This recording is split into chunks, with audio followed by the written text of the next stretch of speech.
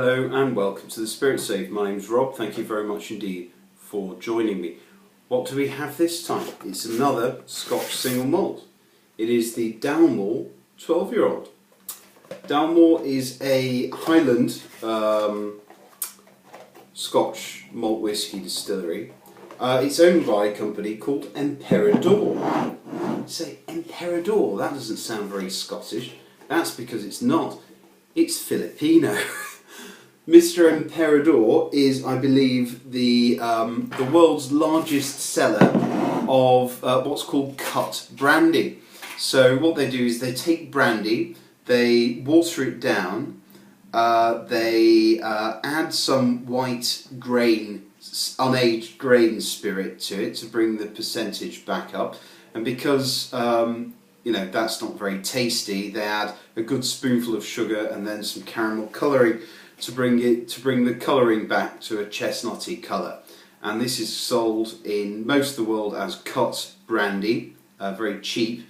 In the Philippines they still call it brandy. Anyway, Mr. Emperador sold so much of this that he was able to afford to buy himself a Scotch whisky distillery.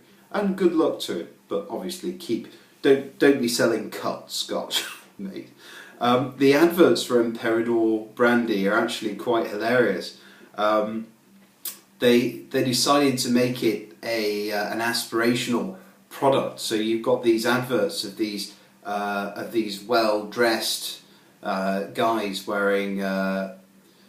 wearing chinos and blazers in like father and son type things, with this massive globe of brandy shooting the shit and saying like, congratulations on getting your accountancy qualification and stuff. They've really tried to make it an aspirational thing, this really awful product. Anyway, back to the Dalmore. Considering the treatment that Mr. Emperador gives his brandy, it's actually quite a relief that this is bottled at 40%, chill filtered and artificially coloured. I do like the way it's packaged. I like this big, quite handsome stag on the label, but I think that this packaging is encouraging them to colour it more than it needs to be. I think that this stag, it wouldn't look very good with a very straw coloured product, so they absolutely load this up with colouring. And Dalmore are one of the worst culprits for chill filtration and colouring. I've seen a bottle they were trying to sell for £50,000, and it was bottled at 40% and artificially coloured or chill filtered. And really, I hope that stays on the shelf for a long time and nobody buys it. But somebody tells me that one day somebody will. It's a bit depressing, really. I don't mind the 12-year-old whiskey having a bit of colouring in it. It doesn't bother me all that much. I don't mind the occasional no age statement release if it's different from other things in the range. But trying to sell something for £50,000 and you've bottled it at 40% and chill filtered it just sits very, very uneasily with me. It would be nice if that were to stop at the higher end. Anyway, here we go. So it's a 12-year-old single malt Highland. I feel like I've spoken more about brandy than I have whiskey in this review so far. So let's bring it back down to familiar territory. It's a nice colour, deep copper, but it's obviously not a natural colour. It's had buckets of colouring into it, in my view. Matured in a mixture of white American oak and Oloroso sherry. And immediately there is that sherry, a sweet sherry, but there's a light smokiness, like a smoky bacon note. I don't think there's any peat in it. If there is, there's a tiny, tiny amount. A hint of chocolate, hint of gingerbread, not too strong, just a tiny bit. malt,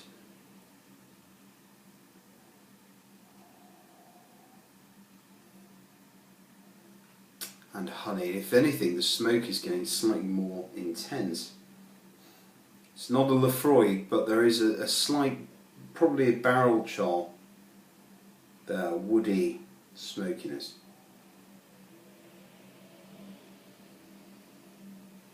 A hint of mint, dried mint.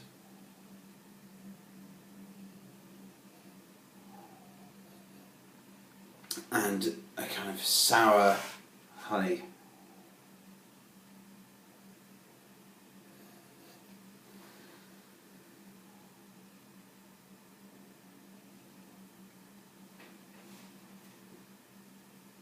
Quite thin.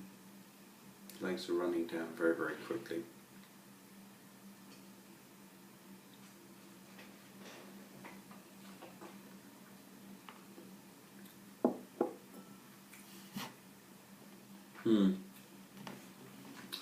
Yeah, on the palate, it's as thin as you expect it to be at that low alcohol concentration.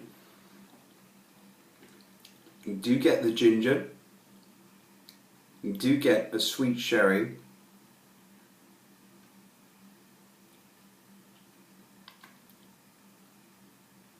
it's just an easy drinker, that's the only thing. It's not the best thing in the world. Forget the price I paid.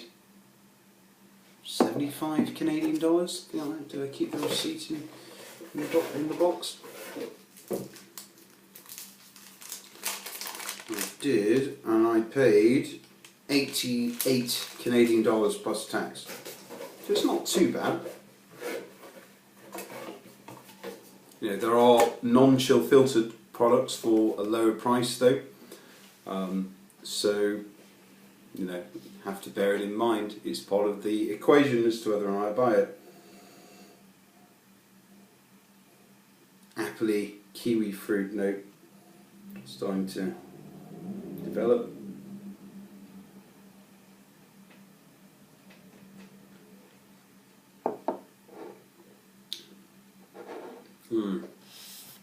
Quite creamy. Hint of chocolate. Milk chocolate. Sweet on the palate, you can taste the sweet sherry. This is really easy to get along with. I disapprove of so much about the owners of this distillery, and a lot of people say, Dalmore, good whiskey, bad owner, and really it is the presentation that the whiskey is struggling to be excellent against the boundaries that have been put around it by the very poor owner. I like it. The 18, by the way, I have tried, and that is really very good. I can't tell you how good this would be if they bottled it at 46% and got rid of the chill filtration. My personal view is that the colouring doesn't make a difference. I don't particularly favour the practice of adding colouring, but I don't think it affects the taste. That's my personal view. But really, this should be bottled at 46% and non-chill filtered, and it would be all the better for it. Really, it would. It's trying so hard to be outstanding. Unfortunately, it doesn't get beyond good. Really enjoyable. Sit down any day of the week and drink it. Really quaffable. Really easy to get along with. Doesn't feel young or metallic or rough or nasty. It just feels like a whiskey whose potential has not quite been realised. Okay, I will enjoy what remains of this bottle. It is a nice thing. Pull out the cork, sit down, don't think too hard about it, and just enjoy it at the end of a long day. Okay, I hope I've been able to tell you a lot about brandy, which incidentally I know next to nothing about. Hope you enjoyed the review. Like, comment, subscribe as always, and we will see each other once again. Cheers. Bye bye.